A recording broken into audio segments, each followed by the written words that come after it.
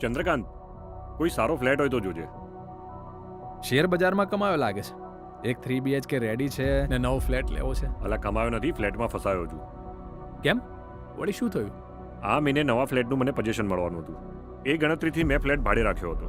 હવે બિલ્ડર કહે છે 6 મહિના મોડું પોઝિશન મળશે. એટલે હવે અત્યારે ભાડે રહું છું, એ ફ્લેટ ખાલી કરવો પડશે. હવે 6 મહિના રહેવા માટે ભાડાનો ફ્લેટ શોધું છું. આ તો મુસીબત કહેવાય. મુસીબત નહીં, મહા મુસીબત થઈ ગઈ છે. મેં બિલ્ડરને બધા પૈસા ચૂકવી દીધા, એટલે બેંક હોમ લોનના હપ્તા ચાલુ થઈ ગયા ને હવે 6 મહિના ફ્લેટનું ભાડું પણ ભરવું પડશે, તથા સામાન ટ્રાન્સફર ખર્ચ થશે એ વધારામાં.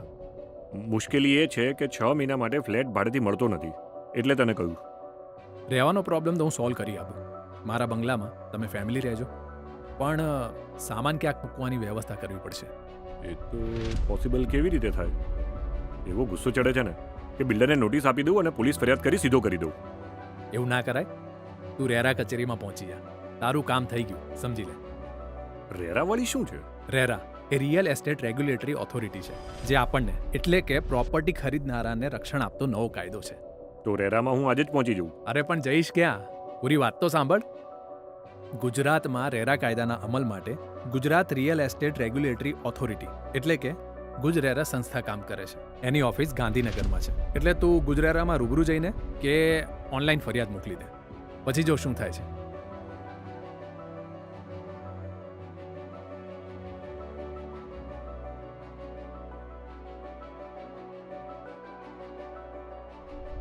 રેરા છે દેશભરના બાંધકામ ક્ષેત્રના વ્યવહારોમાં એક રૂપતા અને પારદર્શિતા લાવવા માટેનો નવતર કાયદો.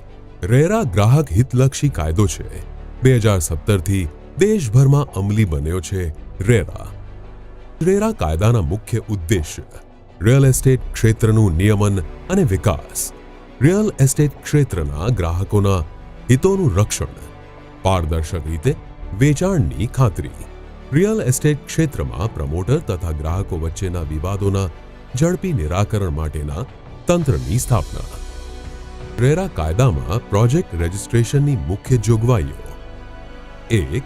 પ્લાનિંગ એરિયામાં આયોજિત 500 ચોરસ મીટરથી વધુ અથવા 8 યુનિટથી વધુ પ્લોટિંગ, રેસિડેન્શિયલ મિક્સ કે કોમર્શિયલ પ્રોજેક્ટનું ફરજિયાત રજિસ્ટ્રેશન કરવું. 2. રજિસ્ટ્રેશન નહીં લેનાર બિલ્ડરને પ્રોજેક્ટ કોસ્ટના 10% સુધીનો દંડ થઈ શકે છે. ડેવલપર, કન્સ્ટ્રક્શન કંપની કે બિલ્ડરના નાણાકીય વ્યવસ્થાપનની ચકાસણી કરવી. 3. પ્લાનિંગ એરિયાની બહારના પ્રોજેક્ટમાં પણ એલઓટીઝની હિતમાં પ્રોજેક્ટ રજિસ્ટ્રેશન માટે ફરજ પાડી શકે છે. પ્રોજેક્ટના વેચાણપત્ર યુનિટના કાર્પેટ એરિયા કે અંદાજિત વેચાણ. 4. કિંમત વગેરેની સ્પષ્ટતા. 5. પ્રોપર્ટી ખરીદદારના હિતોનું રક્ષણ કરવું. 6. ગુજરાતમાં હાલ 10,000 કરતાં વધુ પ્રોજેક્ટ્સનું રજિસ્ટ્રેશન કરવામાં આવેલ છે, જેનું કુલ રોકાણ 3 લાખ કરોડ રૂપિયા જેટલું થાય છે. ડેવલપર, બિલ્ડર અને ગ્રાહકો વચ્ચેની ફરિયાદોનો સત્વરે ઉકેલ, ગ્રાહક બિલ્ડર વચ્ચે સમાધાન, ફોર્મનું સંચાલન, અટકેલા પ્રોજેક્ટનું ફોરેન્સિક ઓડિટ, બાંધકામ ઉદ્યોગ ક્ષેત્રને કાર્યક્ષમ, સ્પર્ધાત્મક અને સુઘડ બનાવવો. રેરાના કાયદાથી જાગૃતિ આવી રહી છે, છતાંય અસંતોષ, ફરિયાદ, વિવાદ થાય તો ગુજરારા મદદ કરે છે સંવાદથી સમાધાન સુધી. ગુજરારામાં પ્રમોટર અને પ્રોપર્ટી ખરીદદારના વચ્ચેનો વિવાદ અર્ધ ન્યાયિક પ્રક્રિયા દ્વારા ઉકેલવામાં આવે છે. સેવાની ખામી અંગેની ફરિયાદની સુનાવણી ગુજરારા ઓથોરિટી સમક્ષ થાય છે અને વળતર અંગેની ફરિયાદની સુનાવણી એડજ્યુડિકેટિંગ ઓફિસર સમક્ષ થાય છે. ગુજરારાના ચુકાદા સામે ગુજરાત રિયલ એસ્ટેટ એપેલેટ ટ્રિબ્યુનલમાં અપીલ કરી શકાય અને એપેલેટ ટ્રિબ્યુનલના હુકમ સામે હાઈકોર્ટમાં સેકન્ડ અપીલ કરી શકાય. રિયલ એસ્ટેટ ક્ષેત્રમાં સરળ અને પારદર્શક વ્યવહારનો અભિગમ રેરાના લીધે મજબૂત થયો છે. એનાથી પ્રોપર્ટી ખરીદદારનો ભરોસો વધ્યો છે. હલો. હેલો ચંદ્રકાંત, મારું કામ સરળતાથી અને ઝડપથી થઈ ગયું. બિલ્ડર મને મહિનામાં ફ્લેટનું પોઝિશન આપી દેશે અને હાલમાં રહું છું એ ફ્લેટ ઓનરને મેં રિક્વેસ્ટ કરી, એટલે અમને 1 મહિનો વધારે રહેવા દેશે.